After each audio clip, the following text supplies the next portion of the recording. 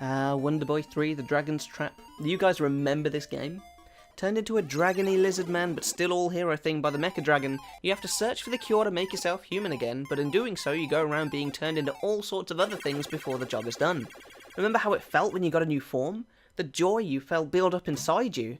Don't you just wish there was an updated version of this game on today's systems rather than having to use a Game Gear or Master System to be able to relive this masterpiece?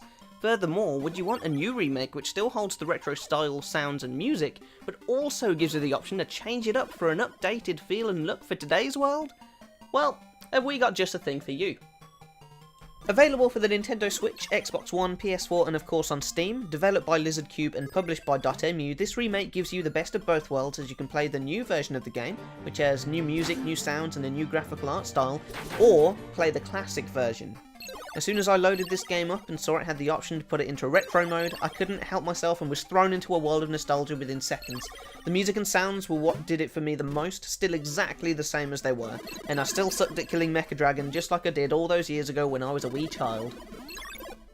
Although the new release isn't a 100% like-for-like copy of the 1989 release, which you find out in the first level as you're on your way to Mecha Dragon, they've added some minor bits to the map, you still get the same feel that you had back in the day.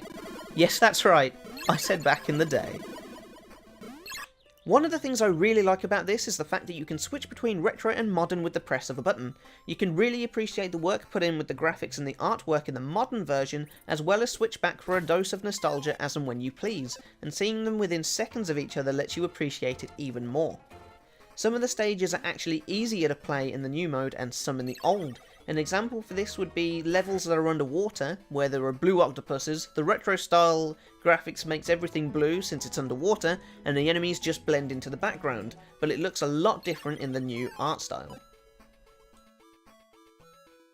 I don't want to keep harping on about the new style of the game, but come on, just look at it. It's so beautiful. The style of artwork they decided to go for in this new version is just amazing, and the animations are a nice touch when your character is turning, that kind of thing.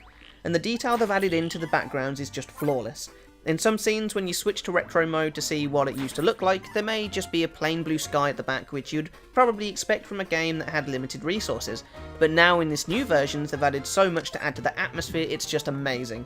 The shops are another change that I like a lot. Instead of the old version where you have a lot of black and just the options, they've drawn up a whole new shop where the people are sitting in there working, keeping the characters the same.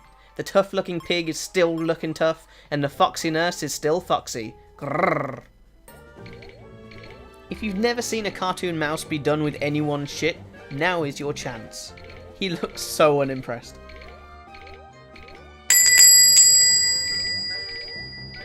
The forms that you can turn into are Lizard Man, Mouse Man, Piranha Man, Lion Man, and Hawk Man, each with their own unique abilities. Lizardman can breathe fire and is the only form with any sort of ranged basic attack, although you don't really have to use him for very long. Mouseman is tiny, so doesn't have to duck under attacks that would be head height for the others, and has the ability to walk up checker block walls and ceilings, granting access to places that the others can't get to. Piranha Man is the only form that can swim freely underwater. Lion Man has a big sword and shield, able to attack below and above himself and block pretty much anything in front of him, and Hawkman can fly but gets damaged if he touches water.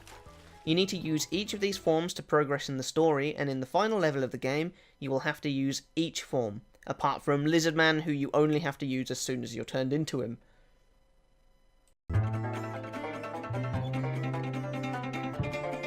Like most retro games out there, the enemies that you find throughout the world are just different coloured variations of enemies that you've already seen, but their colours signify how many hits or how much damage you'll have to do to them to kill them, and how much damage they are likely to do to you.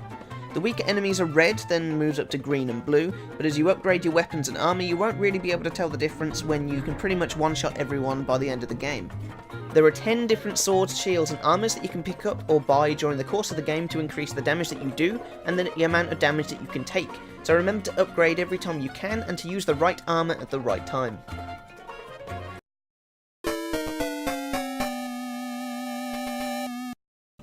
Each of the bosses in this game are different styles of dragons. I bet you couldn't have guessed that with a name like the Dragon's Trap. The first boss you face within the first few minutes of playing is the Mecha Dragon, who turns you into the Lizard Man. And then you will have to go and hunt down and find the Mummy Dragon, who gives you Mouse Man. Next up it's Zombie Dragon that gives you Piranha Man, and then it's Captain Dragon, who grants you access to the Lion Man form. Daimyo Dragon gives you Hawkman, and last but not least you have to kill the Vampire Dragon to be able to get your human form back. Get it? Human.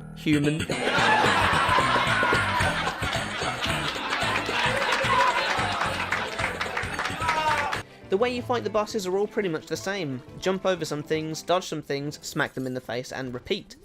Some of the bosses are pretty easy to get to, but ones like Daimyo Dragon and the Vampire Dragon, they're so tricky to get to that you lose most of your health before you even get to the fight. For the first time ever in Wonderboy the Dragon's Trap, you have the choice to play as Wonder Girl. That's right guys and gals, you get the choice in the main menu whether to start the game as Wonderboy or Wonder Girl. It doesn't change the game at all, and the different forms that you turn into don't look any different, but for the short amount of time at the start of the game that you are playing in your human form, you can be Wonder Girl, in both the modern art style and the 8-bit style. And then of course, once you complete the game and unlock the final area, you'll be able to play with her till your heart's content. That came out a bit wrong. Phrasing? In conclusion guys, this is an amazing revamp of an already amazing game. Maybe I'm a bit biased because I remember it from my youth and it brought back memories for me, but hey, play the game and see for yourself how good it is. The amount of work that has gone into this with the art and the music is just phenomenal for a revamp of a game which is so old, but it was all worth it. Once you finish the game, you can go through the gallery to see different pictures and videos to do with the remake, some of which I included in this video already. Definitely worth the playthrough, so I recommend you guys get this. As always, thank you for watching guys and gals, I am Chris Cross, and I will see you soon.